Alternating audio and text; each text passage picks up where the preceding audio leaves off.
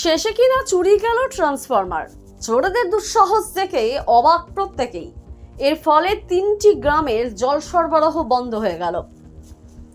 দুঃসাহসিক চুরির ঘটনা দুবরাজপুর ব্লকের হেতমপুর পঞ্চায়েতের গড়গড়া গ্রামে।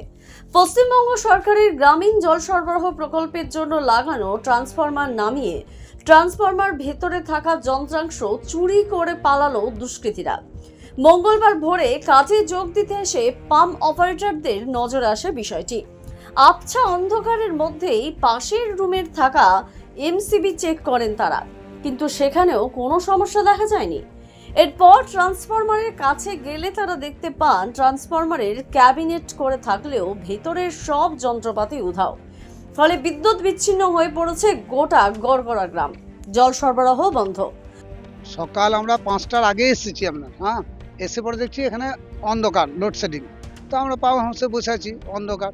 তারপর যখন একটু পরিষ্কার হলো আপনার, তখন আমরা দেখলাম এমসিবিটা, দেখলাম ওই ঘরের এমসিবিটা দেখছি ঠিকই রয়েছে। তারপর আমরা পরিষ্কার হওয়ার পরে কিছুক্ষণ পরে আবার ট্রান্সফরমারটা দেখলাম, ট্রান্সফরমারটা দিয়ে দেখছি এই অবস্থা। ট্রান্সফরমারটা নিচে পড়ে রয়েছে, ট্রান্সফরমারের ভেতরে যা আছে ভাঙাচুরা অবস্থায় রয়েছে পড়ে, ভেতরে মালপত্র সব চুরি হয়ে গেছে। রাত্রে 10টা পর্যন্ত সাবমার্সেল লোড করে যায় এখানে, আন্ডারগ্রাউন্ড ট্যাঙ্কি। তারপরে চলে যায়, আমাদের চালাতে হয় না। তারপরে সকালে আমরা দুজন আসছি ওই 5টার সময়, তখন একটু ছিল, অন্ধকার ছিল, লাইন নাই। আমরা ভাবছি লাইন নাই।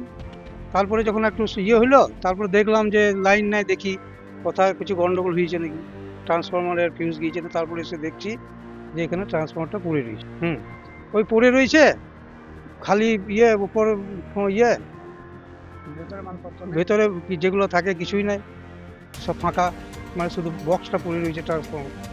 গোটা গ্রাম জুড়ে বিপদে পড়েছেন এলাকার মানুষ। বিষয়টি ইতিমধ্যে ঊর্ধ্বতন কর্তৃপক্ষকে জানানো হয়েছে, তবে কখন নতুন ট্রান্সফরমার লাগানো হবে এবং জল সরবরাহ শুরু হবে সেই চিন্তায় গোটা গ্রাম।